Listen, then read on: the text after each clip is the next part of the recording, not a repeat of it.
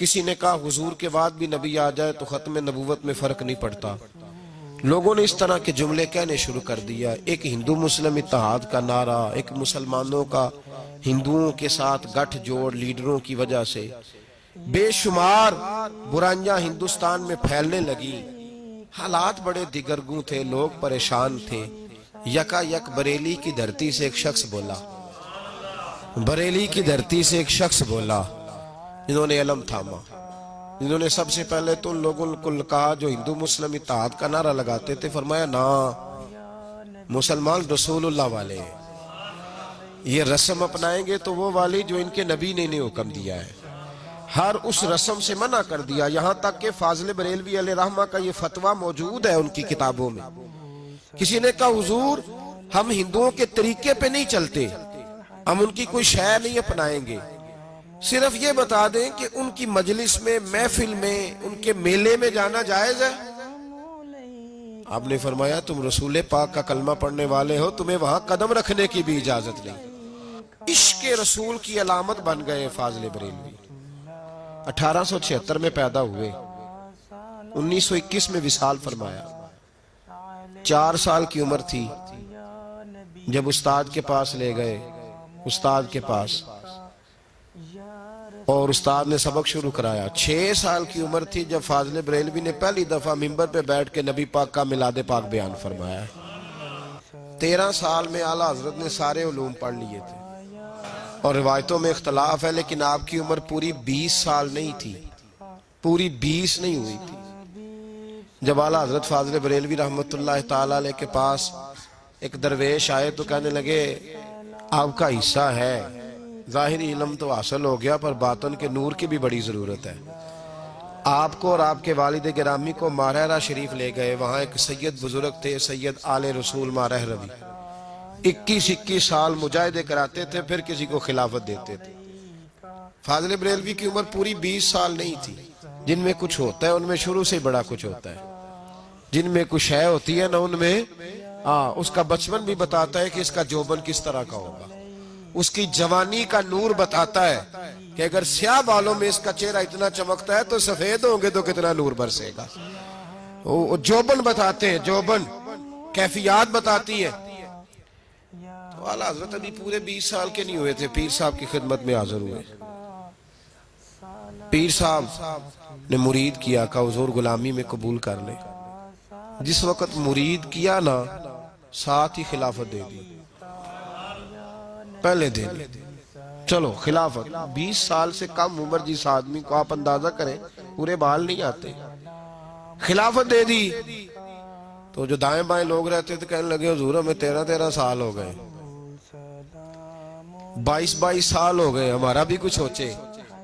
ان کو آتے ہی آپ کا تو یہ طریقہ ہی نہیں، یہاں تو لوگ بڑی مشقت کے بعد۔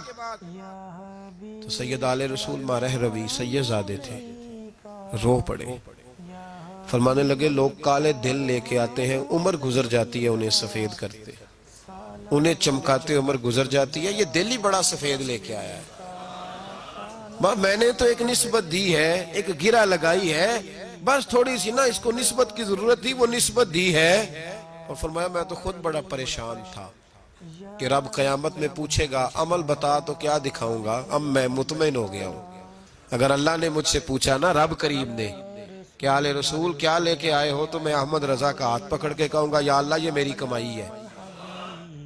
ابن ماجہ میں نبی پاک صلی اللہ علیہ وسلم کا فرمان ہے، حضور علیہ السلام نے فرمایا ہے کہ ہر صدی کے سرے پر، ہر صدی کے آخر پر اللہ تعالیٰ میری امت میں ایک ایسا شخص پیدا فرمائے گا جو میرے دین کو نئے سرے سے تازہ کر دے گا۔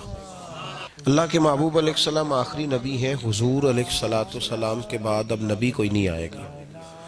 اب علماء، اولیاء، صوفیاء یہ دین کا کام کریں گے، اور جو ہر صدی کے سرے پر شخص آئے گا اس کو مجدد کہتے ہیں، تجدید کرنے والے، دین کو نئے سرے سے زندہ کر دینے والے۔ مجدد ہر زمانے میں رہے، ہر صدی میں رہے۔ امام شافعی بھی مجدد تھے، حضرت عمر بن عبدالعزیز بھی مجدد تھے، شیخ احمد فاروق سرہندی بھی مجدد تھے، ہر صدی میں مجدد رہے، 14ویں صدی میں دین پر کچھ عجیب و غریب حملے ہونے لگے، عجیب و غریب۔ کچھ لوگ تو ہندوؤں کے بھیٹ چڑھنے لگے، ہندوؤں کی رسموں کو اپنانے لگے، ان کے طریقوں پر چلنے لگے۔ کچھ لیڈر جو تھے وہ ہندو مسلم اتحاد کا نعرہ لگانے لگے، بھائی بھائی کہنے لگے۔ اس کا نقصان یہ ہو رہا تھا کہ مسلمان اپنے عقائد و نظریات کو چھوڑ کر ہندوانہ رسمیں اختیار کرنے لگے تھے۔ ایک شور تو یہ ہوا۔ کچھ لوگ ایسے پیدا ہوئے جن لوگوں نے توحید کی آڑ لے کر نبی پاک صلی اللہ علیہ وسلم کی ذات کے بارے میں عجیب و غریب جملے کہنے شروع کر دیے، عجیب و غریب، اور نظریات غالب آنے لگے۔ کسی نے کہنا شروع کر دیا کہ حضور کا خیال آ جائے تو نماز ٹوٹ جاتی ہے، گدھے بیل کا آ جائے تو نہیں ٹوٹتی۔ کسی نے کہا لاٹھی تو فائدہ دیتی ہے، محمد اور علی تو اتنا فائدہ بھی نہیں دیتے صلی اللہ علیہ وسلم۔ کسی نے یہ کہنا شروع کر دیا یہ قابل توجہ باتیں ہیں، ان پر غور کریں، یہ کوئی معمولی بات تھوڑی ہے کہ اتنا بڑا جملہ کوئی کہہ جائے۔ ایک شخص نے یہاں تک لکھ دیا کہ جیسا علم حضور کو ایسا تو جانوروں پاگلوں سب کو حاصل ہے۔ اس حد تک لوگ چلے گئے، اس حد تک۔ اور میں بڑی معذرت کے ساتھ، میری درد مندانہ اپیل ہے، میری گزارش ہے ان لوگوں سے جو بعض اوقات وکالت کرتے ہیں ایسے جملوں کی، نہیں یہ مطلب ہے، یہ نہیں یہ مطلب ہے، تو بھائی اللہ نے قرآن پاک میں تو کہا یا ایھا الذین آمنوا لا تقولوا رائنا وقولوا انظرنا، کہا ہے میرے محبوب کے غلاموں، اے ایمان والو، جس لفظ کی وجہ سے میرے نبی کی بے ادبی کا شائبہ پیدا ہو سکتا ہے، شک ہو سکتا ہے کہ اس لفظ کی وجہ سے بے ادبی ہو، تم وہ لفظ بولنا ہی چھوڑ دو۔ اتنی تعظیم سکھائی اللہ تعالیٰ نے، لوگوں نے اس طرح کے جملے کہنا شروع کر دیے۔ اب بڑا مشکل ہوتا ہے میدان میں نکل کے کسی کو لتاڑنا، اس کو روکنا، بڑا مشکل ہوتا ہے۔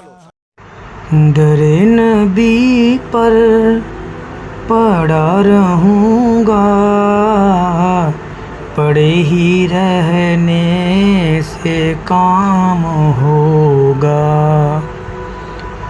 در نبی پر پڑا رہوں گا، پڑے ہی رہنے سے کام ہوگا۔ کبھی تو قسمت کھلے گی میری، کبھی تو میرا سلام ہوگا۔ کبھی تو قسمت کھلے گی میری، کبھی تو میرا سلام ہوگا۔ خلاف محبوب کچھ ہوا ہے، نہ کوئی عاشق سے کام ہوگا۔ خلاف محبوب کچھ ہوا ہے، نہ کوئی عاشق سے کام ہوگا۔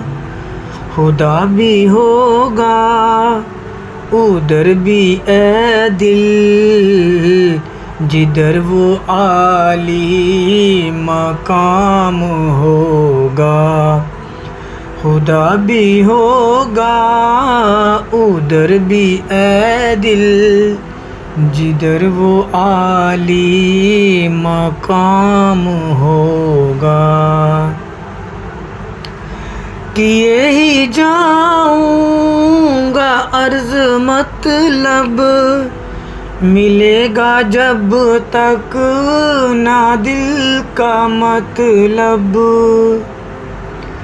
کیے ہی جاؤں گا عرض مطلب، ملے گا جب تک نہ دل کا مطلب۔ نہ شام مطلب کی صبح ہوگی، نہ یہ فسانہ تمام ہوگا۔ نہ شام مطلب کی صبح ہوگی، نہ یہ فسانہ تمام ہوگا.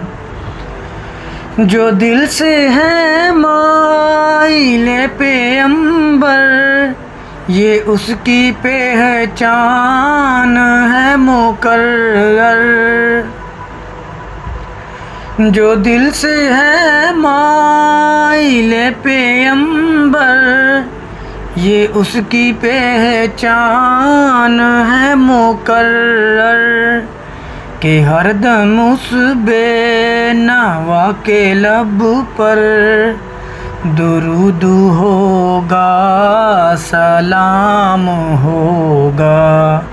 کہ ہر دم اس بے نوا کے لب پر درود ہوگا سلام ہوگا. در نبی پر پڑا رہوں گا پڑے ہی رہنے سے کام ہوگا. اسلامی بھائیوں، اگر آپ کو ہمارے یوٹیوب چینل سے فرمایا کی ویڈیوز پسند آ رہی ہیں تو پلیز لائک، کامنٹ، شیئر اور چینل کو سبسکرائب کریں. بیل آئیکن دبائیں تاکہ ہماری ویڈیوز آپ سب تک اپڈیٹ ہوتی رہے.